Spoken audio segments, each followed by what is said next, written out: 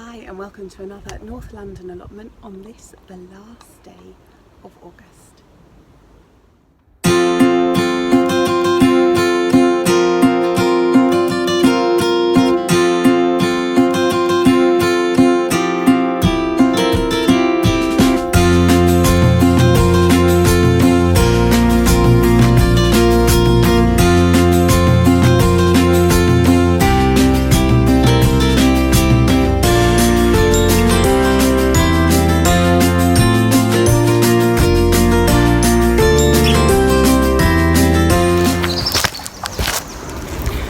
I know, the last day of August, where has it gone?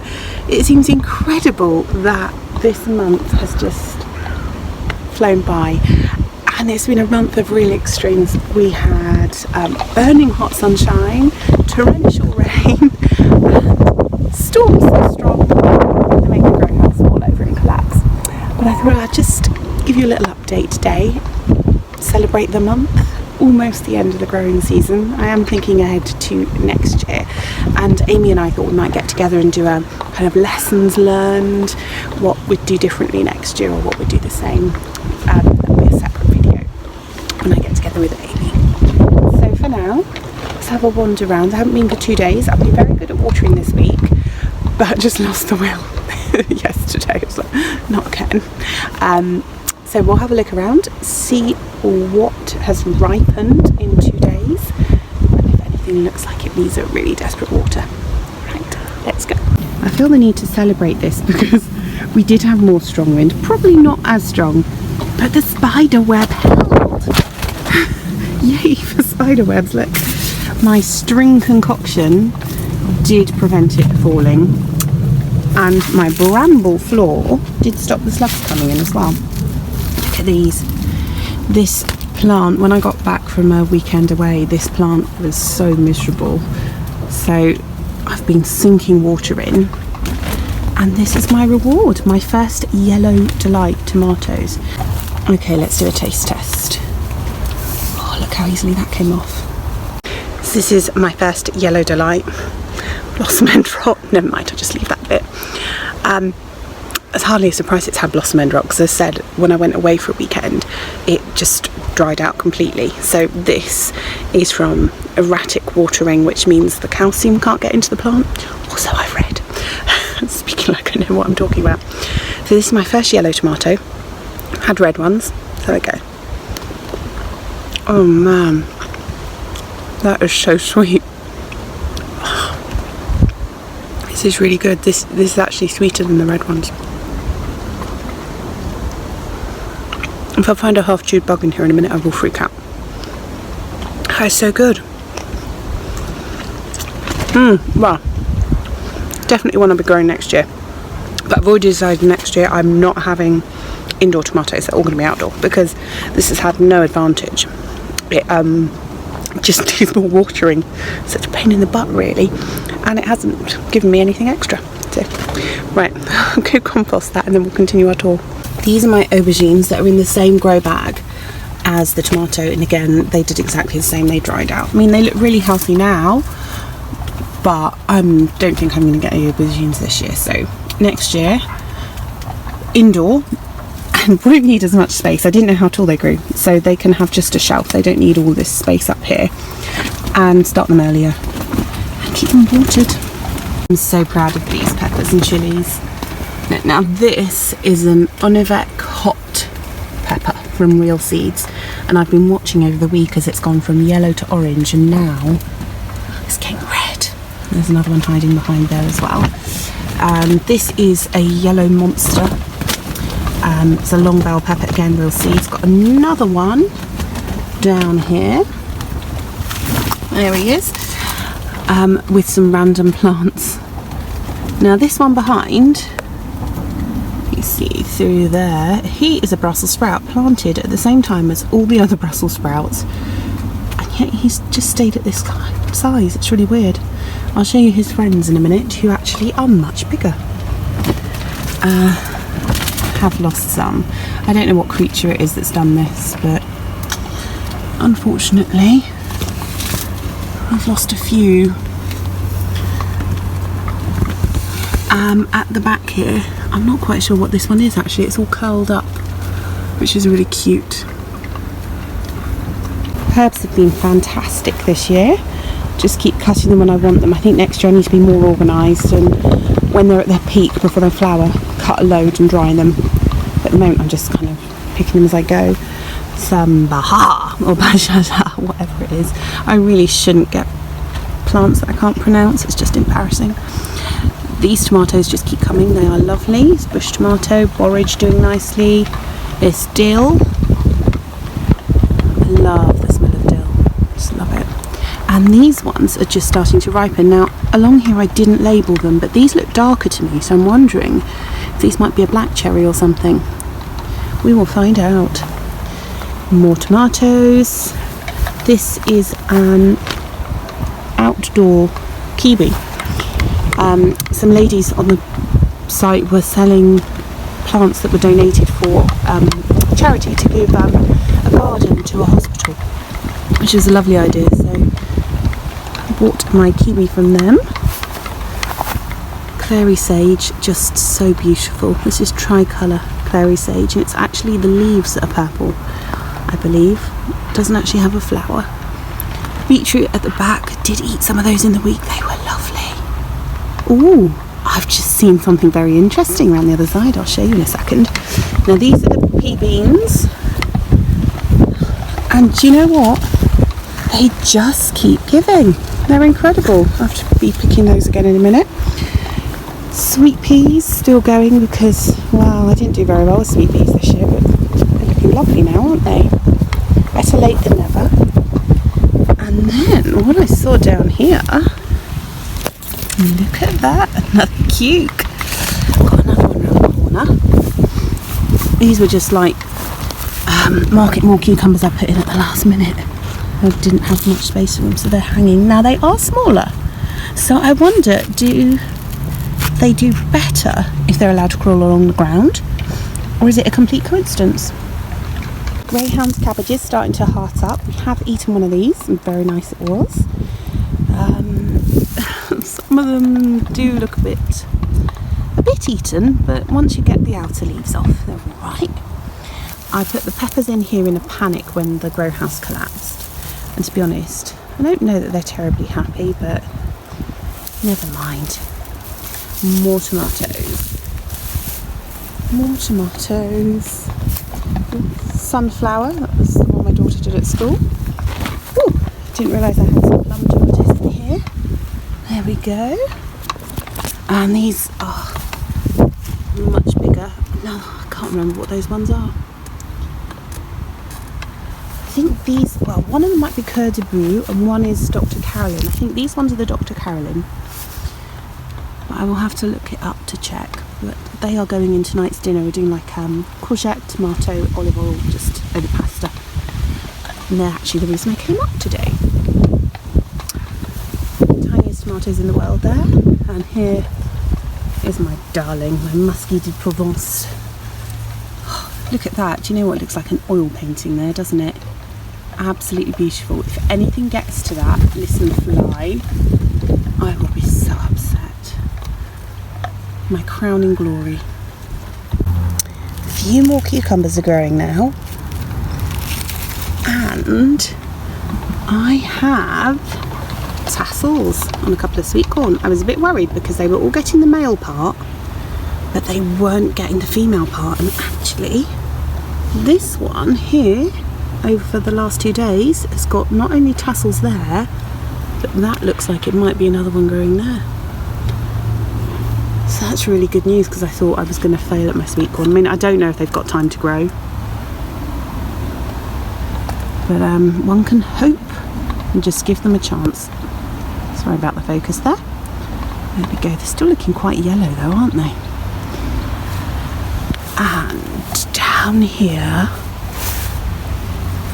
is my melon. Now, I don't know if that's a Minnesota midget or it's the one my dad gave me. I think it's the one my dad gave me. It looks like there's another one just growing behind there. And again, don't know if it's got time to grow, but we'll find out. I I know these guys are pests, but you know what? I can't do harm to a snail. They're just so cute. I mean, they're everything a slug isn't. And when I was at school, junior school, we did a science project on snails, and I've probably been a bit interested in them since then. You know, just they're quite amazing. And so this guy will not be coming to any harm. He will be relocated. He's only little, not baby. This is my biggest tomato so far. Not the biggest in the world, I know, but for me, ginormous. And then next to it, look at all these are all ripened in the last 2 days. Shows you what a bit of bright sunshine can do. It's another bush, the bahaha. Ah, look. I wonder if these are more of the black cherry. They are, because do you know what? I labelled this one black cherry tomato, so that helps me ID the other plant as well. That'd be good. I wonder if they're sweeter than the red ones or not. Right in front of me, probably naked to your eye, a spider has left me a tripwire. So I'm going to very carefully step over it so as not to annoy the spider. And try not to spoil his dinner. There it is. Can you see that? Behold all these tomatoes. Oh, look. Gosh, what are these? I was going to say they're more yellow delight, but they're not. They're plum shaped. Oh, were they idle? Oh, gosh. Next year I'm going to be so much better at labelling.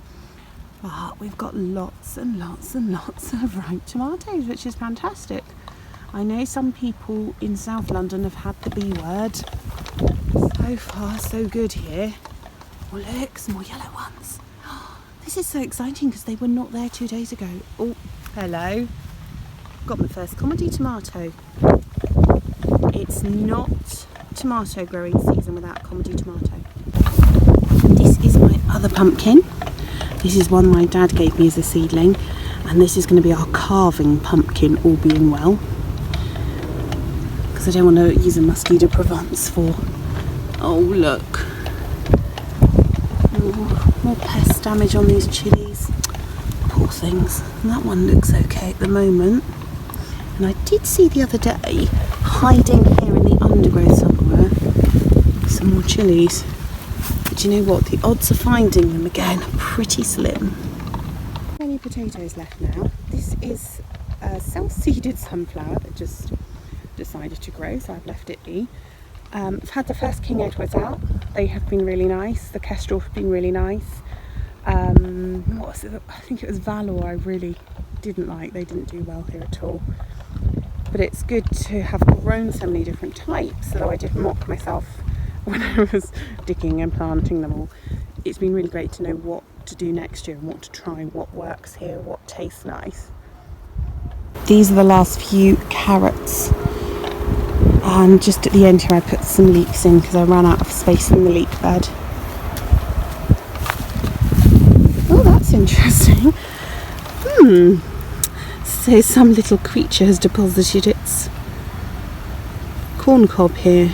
And someone somewhere is going to be very unhappy they've lost some sweet corn. You can go leeks, carrots. Carrots are definitely going to be planted differently next year, just from a germination point of view. I've learned a lot, wasted a lot of seed. This was potatoes, now dug in for leeks. Bit stony, I realised once I planted them, but never mind. Hopefully that will give us some greenery over winter and spring. This is a failed carrot and beetroot bed. I thought the germination rate was pretty poor, but actually what was happening is when the seedlings were coming up, they were getting eaten by something. So although my germination has not been great, the pests have had a good time. And there's lots of weeds there now, so to be honest, I'm probably just going to cover that or something because it's not doing anything at the moment. More random tomatoes, and then over here some lettuces, which are doing quite nicely actually. A mosquito net, so we've got our broccoli. Our two that didn't fit in actually seem to be doing okay. The furthest one is a Brussels, and they look so good, and it just is incredible. I grew these from seed, tiny little seed. There's my swede on the end. They smell amazing actually. If you like swede, which I do, just smell incredible. Something is still getting in there, but I think it's slugs. Celery, a couple of lettuce, we had one the other day, celeriac and a couple more lettuce. And I've kept covered because I've noticed having this cover on, they don't dry out too much, and celery is traditionally a bog plant, so it does like its water. And that's, I know I will have to lift it soon because they're getting really tall, but it has helped keep the moisture in a bit, which has been really good. Not looking too bad at all, are they?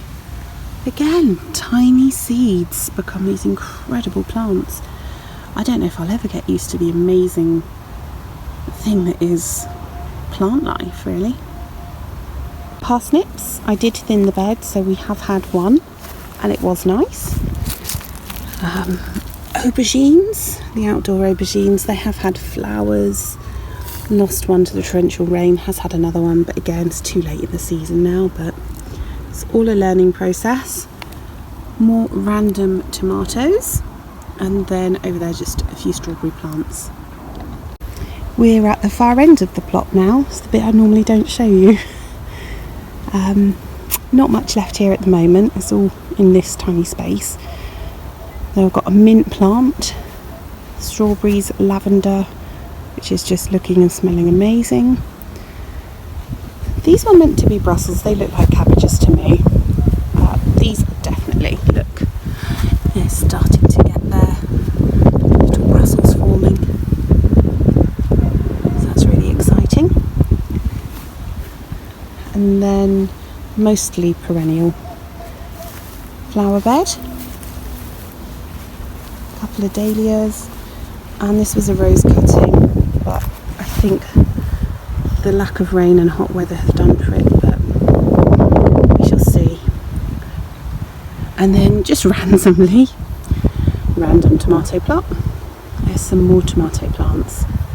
And I see a ripe one, which is rather lovely.